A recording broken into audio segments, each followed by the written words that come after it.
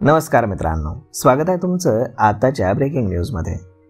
मित्रांनो, राज्यामध्ये शेतकऱ्यांना कर्जमाफी देण्याची मागणी ही सातत्यानं पुढे येत असताना राज्याचे मुख्यमंत्री आणि अर्थमंत्री यांनी कर्जमाफीबाबत योग्य वेळी निर्णय घेण्यात येणार असल्याचं सांगितलंय।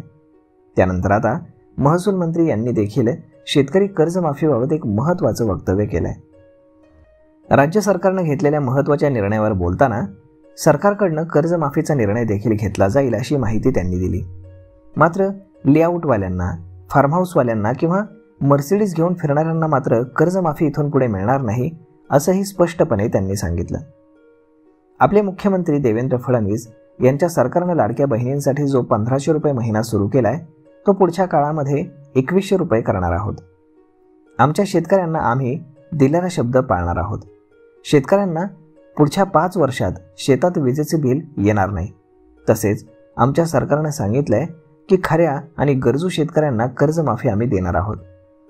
त्यांची कर्जमाफी आम्ही करणार, पण शेतीवरती कर्ज काढून ज्यांनी मर्सिडीज घेतल्यात, ज्यांचं लेआउट आहे, त्यानंतर ज्यांचं फार्म हाऊस आहे किंवा फार्म हाऊससाठी ज्यांनी कर्ज घेतलंय, अशा धनदांडग्या लोकांना मात्र इथून पुढे कर्जमाफी मिळणार नाही।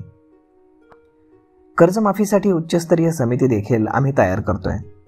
अधिवेशन काळामध्ये ती समिती आम्ही घोषित करू असंही महसूल मंत्री चंद्रशेखर बावनकुळे यांनी सांगितलं। शेतकरी कर्जमाफीबाबत मुख्यमंत्र्यांसोबत आमची चर्चा झाली आहे आणि आमची समिती तयार होत आहे। अधिवेशन काळामध्ये ती घोषित करण्यात येईल।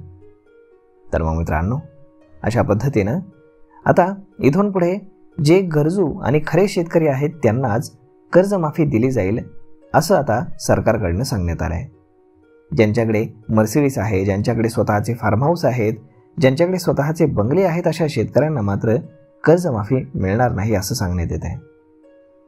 तर मग मित्रांनो, हा व्हिडिओ, ही माहिती तुम्हाला कशी वाटली हे तुम्ही आम्हाला कमेंट करून नक्कीच सांगा।